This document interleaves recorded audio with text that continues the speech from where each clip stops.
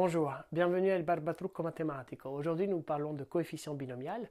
C'est un outil mathématique extrêmement utile dans l'analyse combinatoire, ainsi que dans le calcul des probabilités et aussi dans le calcul des puissances d'un binôme. Nous allons aujourd'hui donner une définition du coefficient binomial et voir certaines de ses propriétés, deux principalement, que j'ai indiquées ici. Alors, le coefficient binomial s'indique comme ça, nk, entre deux parenthèses rondes. On va lire cet objet comme k parmi n, et c'est égal à n factoriel divisé n moins k factoriel, k factoriel.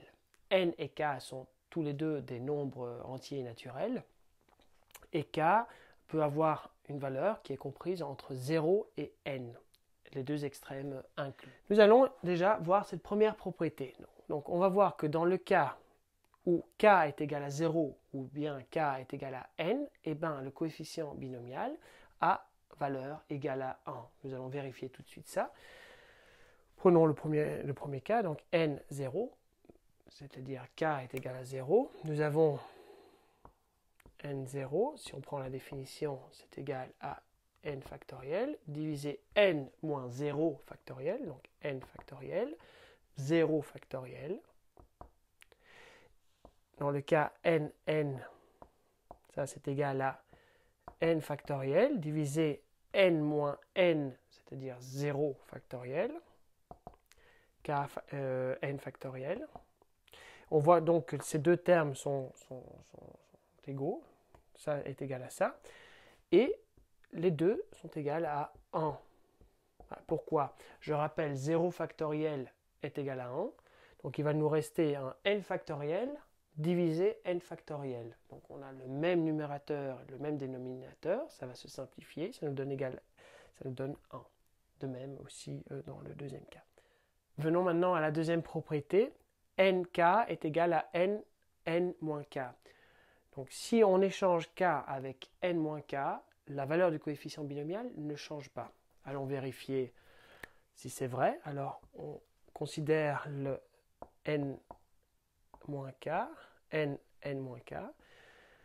Ça, en utilisant la définition, c'est égal à n factoriel, divisé n moins k, mais k, on l'a mis égal à n moins k, donc c'est n moins k, tout ça factoriel, et à la place de k, à nouveau, n moins k, tout ça factoriel.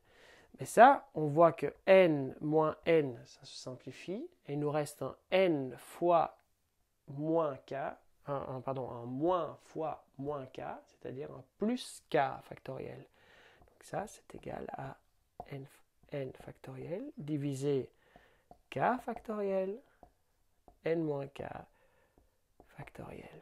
Et ça, on voit que ces deux objets sont identiques, donc ça, c'est égal à nk.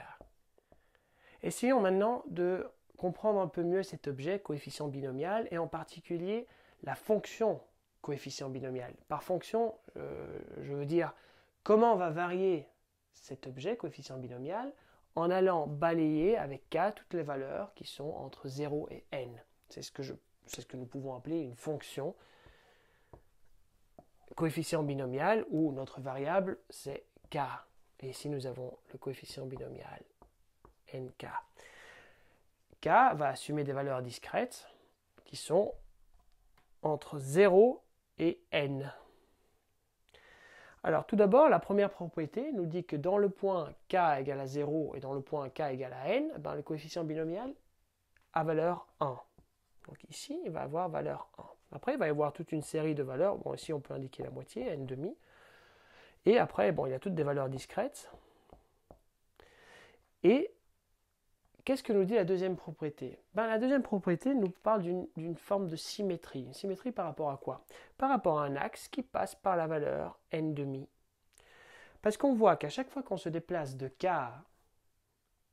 on part de la position 0 et on se déplace de k vers la droite, et le coefficient binomial va avoir la même valeur que si on se déplace en partant de n vers la gauche, de la même valeur k. Vous voyez, donc si on se déplace de 1 pas ici vers gauche et de 1 pas ici pardon, d'un pas ici vers droite et d'un pas ici vers la gauche, et ben, le coefficient binomial va avoir la même valeur. Donc ils sont en quelque sorte symétriques. Et c'est effectivement ce qui se passe.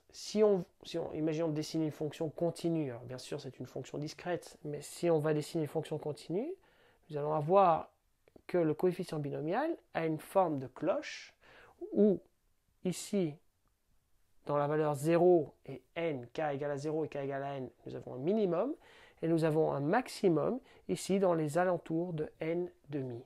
Et cette fonction est symétrique. Bien sûr, là je l'ai rendu continue. Nous ne sommes pas dans le cas d'une fonction continue, c'est une fonction discrète, donc nous avons certaines valeurs.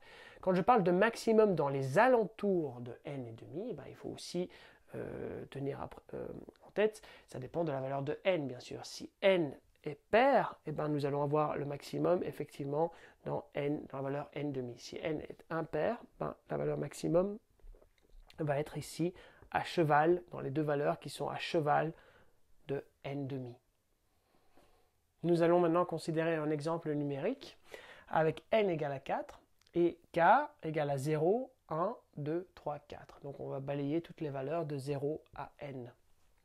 Nous avons 5 coefficients binomiaux à calculer. Nous avons 4, 0. 4, 0 qui est égal à 4, 4. Première propriété. Et ça, c'est égal à 1. Deuxième coefficient, 4, 1.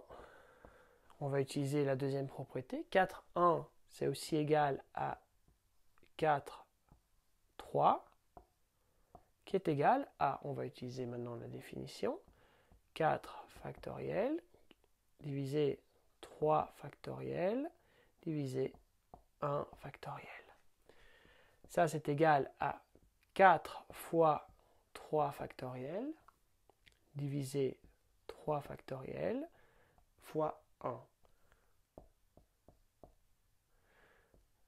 3 factoriel, ça se simplifie. Il nous reste 4 divisé 1, donc 4. Allons voir le dernier terme qui nous reste, c'est-à-dire le coefficient 4, 2. En utilisant la définition, ça c'est égal à 4 factoriel divisé 2 factoriel, 2 factoriel. 4 factoriel, c'est 4 fois 3 fois 2 factoriel. 2 factoriel, donc ça se simplifie, et il nous reste 1, 2. Ça, 4 fois 3 divisé 2, ça nous donne 6. Avec ça, c'est tout. Je vais vous dire au revoir et à la prochaine. Ciao!